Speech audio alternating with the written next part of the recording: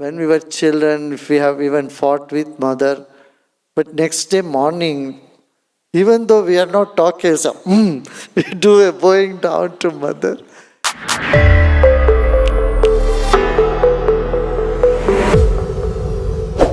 Gurudev, why do we bow down to God or Guru?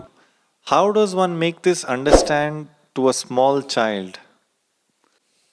See, bowing down means feeling the connection and feeling the connectivity, greeting, reverence. So we were all brought up in this country by bowing down to mother, father, and the Guru every day. Guru and God. God comes the fourth place. First comes mother. So I remember when we were children, if we have even fought with mother, but next day morning, even though we are not talking, so, we do a bowing down to mother. Because it is a ritual, you have to do it. Though you have fought with your mother for whatever she didn't agree with you or didn't do for you, but you had to go and do that ritual. You bow down, then you carry on. So like that, it's bowing down is just a culture, or it's just a practice to show one's reverence, one's connectedness, and I think that says it all, connectedness and reverence.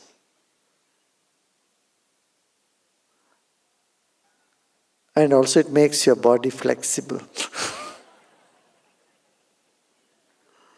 Your body flexible, you can sit even bow down. And it's very different in different countries. In Japan, you stand up and bend half. In India, you go all the way down. If you go to south of India, they prostrate fully. In the West, you just bend your head. Every performance, anyone who performs, they just bend a little bit and show their thankfulness, gratitude, gratefulness. Body language has some significance, and postures and body language is connected.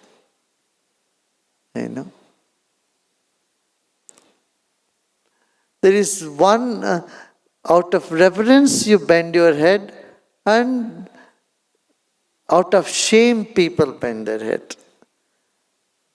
When people are ashamed or they did something wrong, what do? They bend their head. This is different. That's a different, body language. But bending in reverence is completely different. Do you see what I'm saying? Yeah? After a show, the artists, they come and do like this. They bend their head and bend like this. This is to show reverence. It appears when you see from outside, it's same as someone who did a mistake bending their head down. It's not so. It's not so. So, there is a proverb here in India. It says, if you bend your head in gratitude, you don't have to bend it with shame or guilt.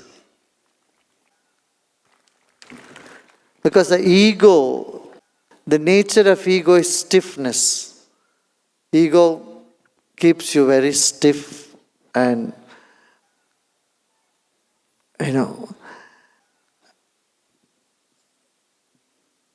stiff and isolated, disconnected. That is the nature of ego.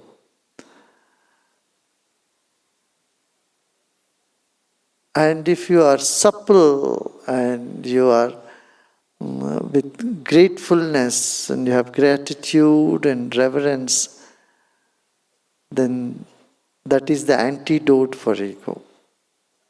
Then you don't have to bend your head in shame. But See, you don't have to do that. You don't have to bow down, you don't have to bend down like this. I'm just telling you about there's something behind it. You don't need to do that. In fact, I had to tell people when I walk in all the big satsang, please don't bend down, just greet with your hands folded. That's enough. Because it causes so much chaos, especially in a crowd. Because one is bending down and showing reverence in the traditional fashion. The people behind, they don't see it, they bend. And then it is, people heap on each other and it will create a lot of stampede and creation. Difficult for organizers to manage. But these are cultural